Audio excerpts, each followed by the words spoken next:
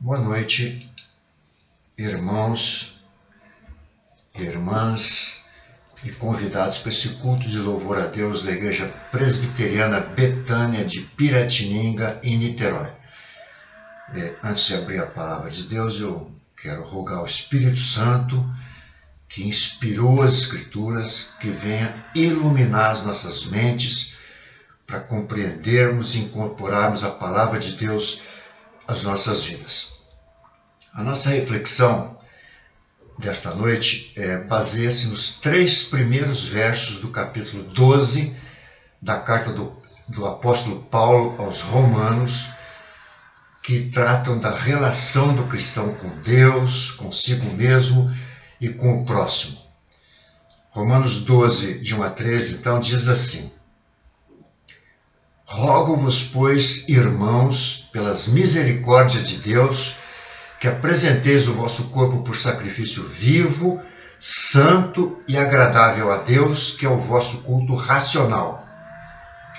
E não vos conformeis com este século, mas transformai-vos pela renovação da vossa mente, para que experimenteis qual seja a boa, agradável e perfeita vontade de Deus.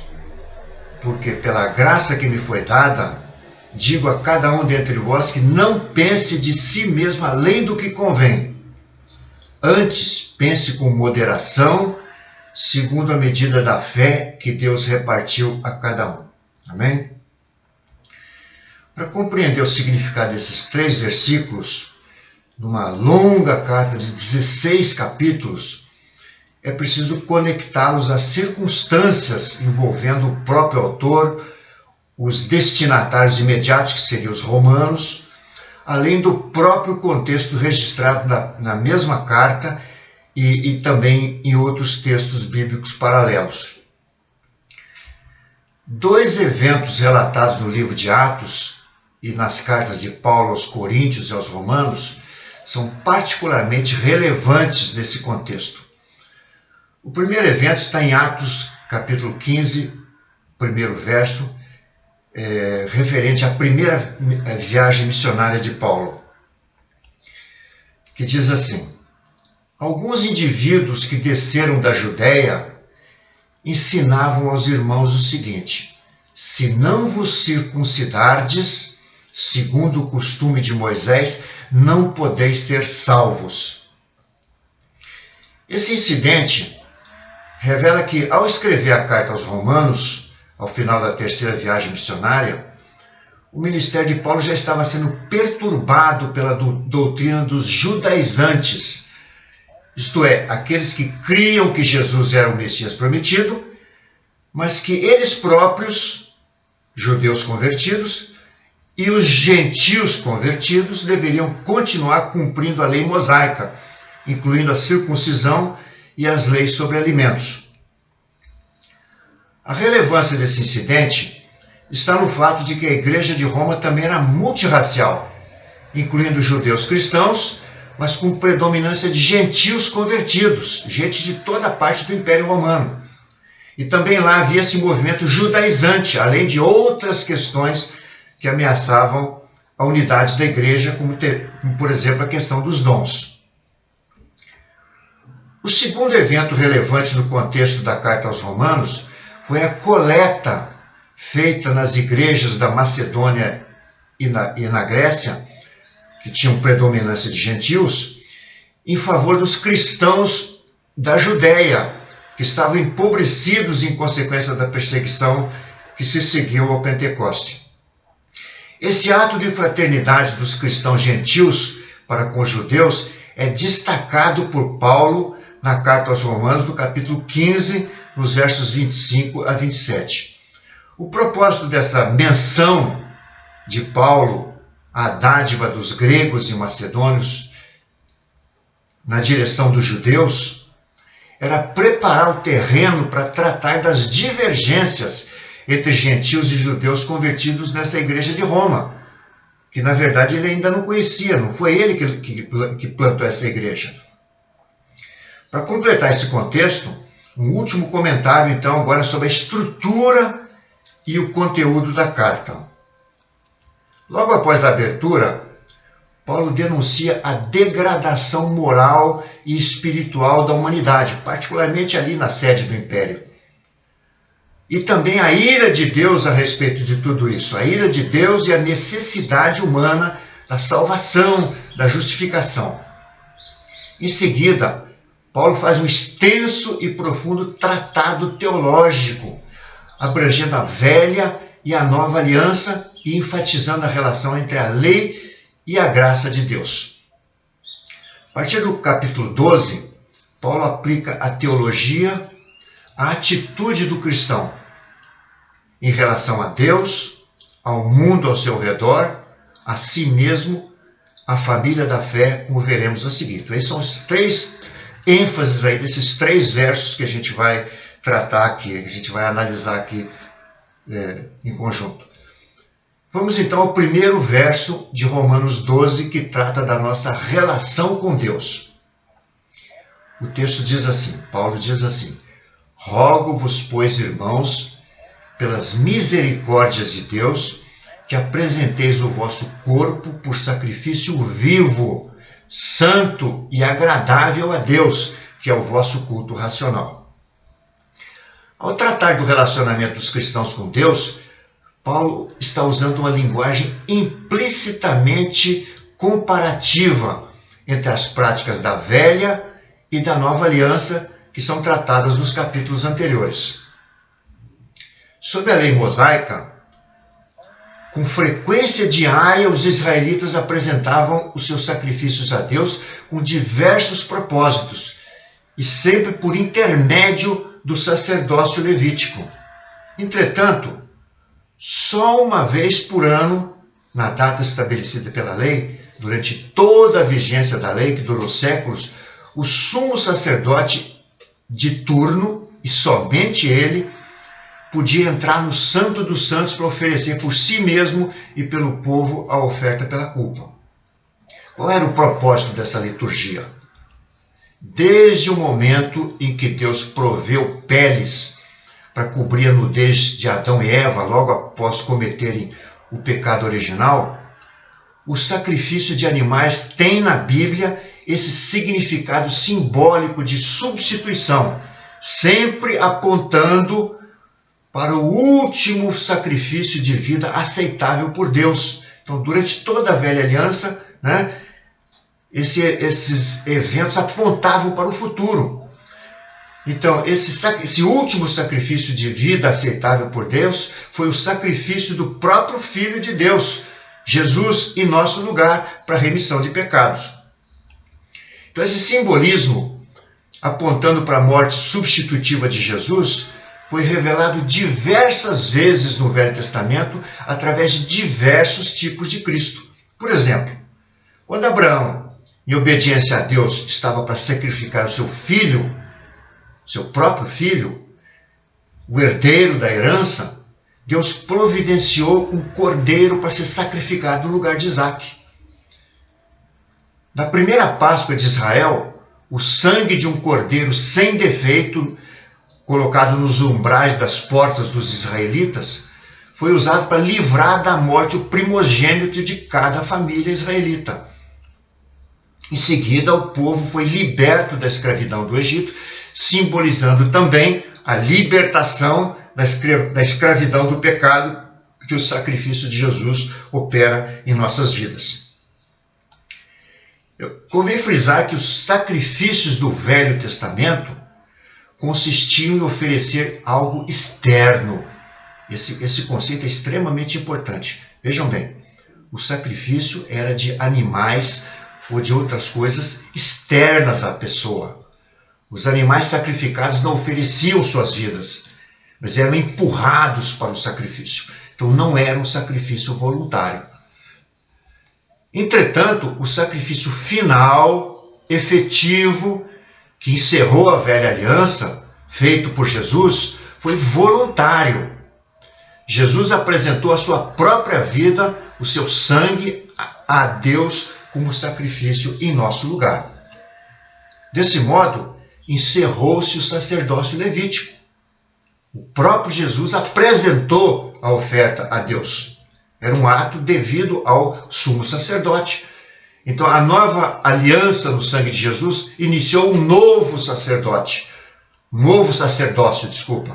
cujo sumo sacerdote é Jesus. Então, estamos debaixo agora da nova aliança, de um novo sacerdócio, cujo sumo sacerdote é Jesus. Portanto, os ritos judaicos transitórios, simbólicos, apontando para uma realidade futura que se realizou com a morte e ressurreição de Jesus, foram encerrados, conforme nos ensina a carta aos Hebreus. Essa carta é fundamental. Então, eu recomendo aos irmãos que leiam, assim, com muito cuidado, a carta aos Hebreus. A carta aos Hebreus diz assim, no capítulo 7, verso 11. Se, portanto, a perfeição houvera sido mediante o sacerdócio levítico, pois nele baseado o povo recebeu a lei, que necessidade haveria ainda de que se levantasse outro sacerdote, segundo a ordem de Melquisedeque, e que não fosse contado segundo a ordem de Arão? E mais adiante, no mesmo capítulo 7, o autor da carta aos Hebreus diz assim: com efeito, nos convinha um sumo sacerdote como este, referindo-se a Jesus, santo, inculpável, sem mácula, ou seja, sem pecado, separado dos pecadores e feito mais alto do que os céus, que não tem necessidade, como sumos sacerdotes, de oferecer todos os dias sacrifícios, primeiro por seus próprios pecados, depois pelos do povo. E continua ainda o autor de Hebreus dizendo assim: porque Jesus fez isso uma vez por todas, e não naquele ato repetitivo que era feito pelo sacerdócio da velha aliança. Então, repetindo, porque fez isso uma vez por todas, quando a si mesmo se ofereceu. Porque a lei constitui sumos sacerdotes a homens sujeitos à fraqueza, seres humanos como nós. Mas a palavra do juramento, que foi posterior à lei, constituiu o Filho, Jesus, perfeito para sempre. Então temos agora um sacerdote perpétuo, para sempre. Isso está na carta aos Hebreus, capítulo 7, de 26 a 28.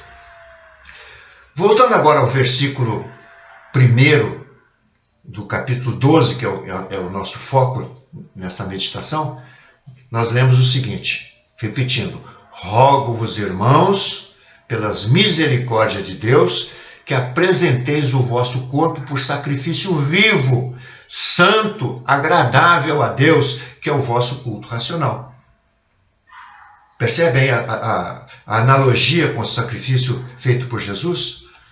O que Paulo está ensinando aos crentes romanos, tanto gentios quanto judeus convertidos, é que a vida do cristão seja um sacrifício semelhante ao de Cristo, isto é, voluntário, não obrigado, não constrangido, um sacrifício voluntário do próprio ser integral, corpo, mente e espírito, de modo distinto do sacrifício da velha aliança, em que se ofereciam coisas e vidas externas, de forma ritual.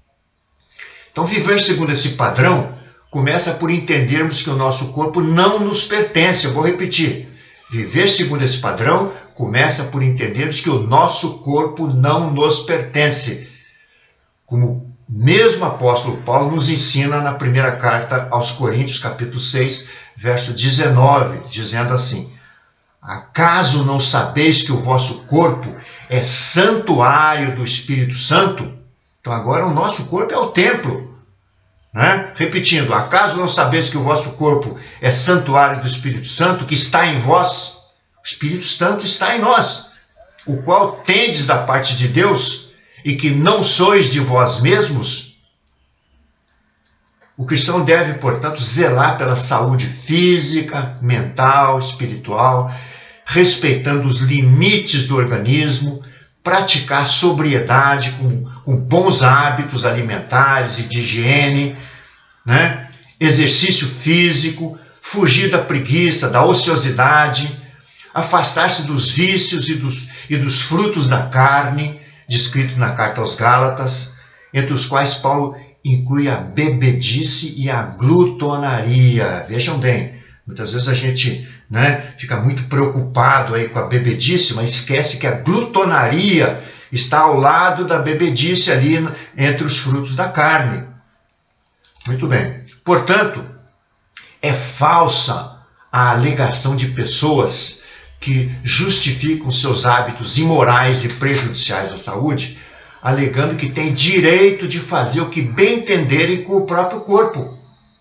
Mas o padrão ensinado por Paulo refere-se ao ser integral, corpo, mente e espírito, conforme o que ele próprio escreve na primeira carta aos Tessalonicenses, capítulo 5, verso 23, que diz assim: que o próprio Deus da paz vos santifique integralmente. Integralmente. Que todo o vosso espírito, alma e corpo sejam mantidos irrepreensíveis na vinda do Senhor Jesus, que é uma das coisas fundamentais da nossa fé, a volta de Jesus. Jesus vai voltar para arrebatar a igreja.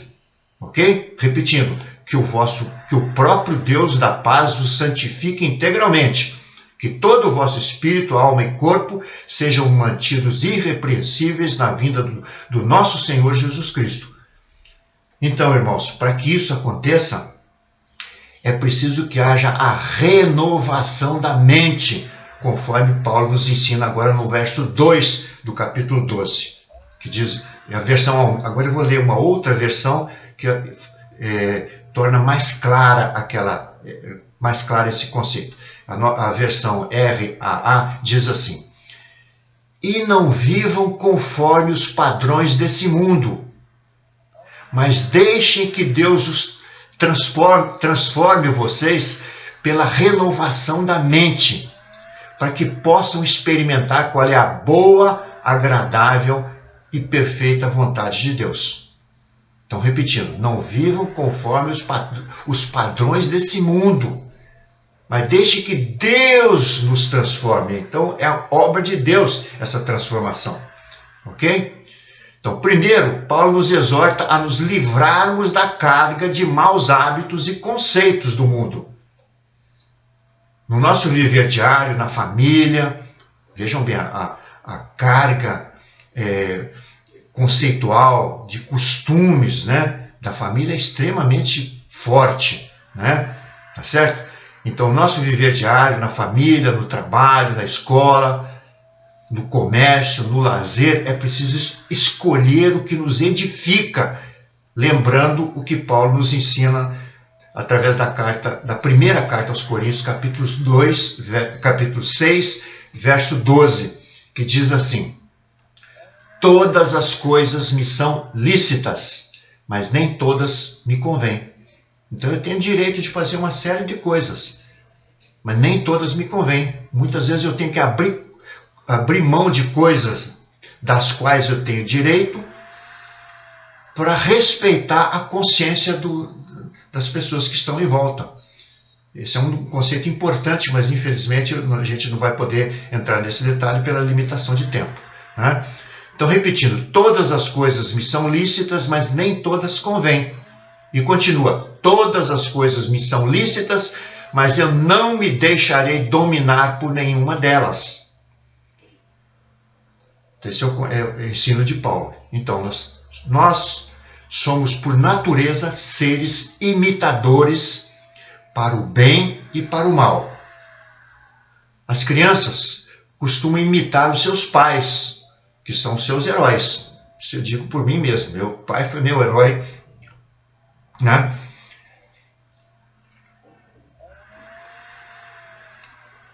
o tempo todo, principalmente na infância, mas continua. Mais tarde, as crianças elegem novos heróis para imitar, com bons ou, infelizmente, com maus exemplos. Então, é uma tendência nossa em imitar. Então, nós precisamos nos cuidar sobre onde vão ser colocados os nossos olhos, a nossa mente, né? Então, se uma pessoa gasta mais tempo vendo televisão do que lendo a Bíblia, qual é a tendência de ser influenciada por bons ou por maus exemplos? Não preciso responder essa pergunta, é uma pergunta retórica, né? Todo ser humano que ouve o evangelho da graça e da justificação por intermédio do sacrifício vicário, ou seja, substitutivo em nosso lugar, né, de Jesus, tem apenas duas opções, que são simbolizadas pela metáfora das duas portas e caminhos, colocadas pelo próprio Jesus, dizendo assim: entrai pela porta estreita, larga é a porta, espaçoso o caminho que conduz para a perdição, e são muitos os que entram por ela, porque estreita é a porta e apertado o caminho que conduz para a vida, e são poucos os que acertam com ela. Então vamos prestar atenção naquilo que a maioria faz. Vejam bem, está implícito aqui nesse texto que, na verdade, a maioria acaba adotando o caminho largo. Então vamos prestar muita atenção nessa questão aí de agir como a maioria. Na verdade, o cristão tem que muitas vezes optar por caminhar na direção contrária, nadar contra a correnteza. Então, nesse sentido, Paulo exorta todos os cristãos a serem seus imitadores. Sede meus imitadores, como eu também sou de Cristo. Então ele não está sendo vaidoso aqui, achando que ele por si mesmo é exemplo. Nós devemos imitá-lo da mesma forma como ele é imitador de Cristo. Tá certo? Está nos convidando a sermos, na verdade, imitadores de Cristo. Tá certo? Em contraposição à imitação do mundo, Paulo nos exorta a nos deixarmos transformar pela renovação da mente, uma obra de Deus na nossa vida. Então essa é uma obra do Espírito. Então, ao nascer de novo, como Jesus ensinou ali a cada um de nós através do ensino a Nicodemos, naquele encontro de Jesus com Nicodemos, é necessário vos é nascer de novo. Então, ao nascer de novo, o cristão torna-se uma nova criatura, conforme Paulo ensina na segunda carta aos Coríntios, capítulo 5, verso 17, dizendo assim: e assim, se alguém está em Cristo, é nova criatura. As coisas antigas já passaram, e eis que se fizeram novas. Então veja a palavra-chave, novidade de vida, né? Assim como a criança experimenta o crescimento até chegar à idade adulta, o novo nascimento dá início a um contínuo processo de santificação, transformação, no qual o Espírito opera a renovação da nossa mente, transformando-nos continuamente em novas criaturas, conforme aprendemos na segunda carta aos Coríntios, capítulo 3, verso 18, que diz assim: e todos nós, com o rosto descoberto, contemplando a glória do Senhor, somos transformados de glória em glória na sua própria imagem, como pelo Senhor, que é o Espírito. Assim poderemos experimentar qual seja a boa, agradável e perfeita vontade de Deus. Muito bem, nos dois primeiros versículos do capítulo 12, como a gente acaba de ver, Paulo aplica a teologia que ele havia desenvolvido nos capítulos anteriores ao nosso relacionamento com Deus e com o mundo. Agora, a partir do verso 3 desse nosso texto base, ou seja, Romanos 12, verso 3, ele trata da nossa autoimagem e da nossa relação com o corpo de Cristo, ou seja, com a igreja, dizendo assim: porque pela graça que me foi dada, digo a cada um, dizendo com a autoridade de apóstolo que ele tinha, né? Digo a cada um dentre vós que não pense de si mesmo além do que convém. Antes pense com moderação, segundo a medida da fé que Deus repartiu a cada um. Eu vou repetir. Pela graça que me foi dada, digo a cada um de vós, a cada um de nós, que não pense de si mesmo além do que convém. Antes, pense com moderação, segundo a medida da fé que Deus repartiu a cada um. Essa orientação de Paulo é motivada pelo conhecimento que ele tinha, né, pelas pessoas que iam a Roma e ele acabava encontrando nas suas viagens missionárias, né? Ele não tinha estado em Roma ainda, não conhecia aquela igreja, a qual ele não havia plantado, né? Mas ele tinha informações sobre aquela igreja que ele pretendia visitar, né? na sua viagem, no seu projeto de viagem à Espanha. Né? Então, essa orientação é motivada pelo conhecimento que ele tinha das dissensões, das disputas, né? Tanto teológicas quanto de costumes, hábitos, costumes e comportamento que havia na igreja de Roma. Então, na sequência desse versículo 3, Paulo usa a mesma metáfora, né? Eu omiti esses versículos aqui por questão de brevidade, mas na sequência do versículo 3, Paulo desenvolve essa ideia, né? Ele usa a mesma metáfora que foi utilizada na primeira carta aos Coríntios, capítulo 12, versos 12 a 31, destacando que nós somos todos membros de um corpo vivo, né? Aquela analogia da igreja com o corpo, com todos os seus membros, né? Então é um corpo vivo, a igreja é um corpo vivo que depende de todos eles para viver de forma saudável, harmônica e plena. Então é o Espírito Santo que habita em nós, que capacita cada um com seus dons. É o Espírito Santo que nos capacita. Quem tem dons, o dom não lhe pertence, eles são outorgados pelo Espírito Santo para serem usados para a edificação da igreja, né? Então cada um, o Espírito Santo capacita cada um com dons para exercer sua função nesse corpo, de modo que não há espaço para alguém pensar de si mesmo além do que convém, superestimando o seu próprio valor pelo fato de ter um dom, ter uma função nobre na igreja, uma função que é considerada mais importante na igreja. Na verdade, não há, todas elas são importantes para a vida do corpo.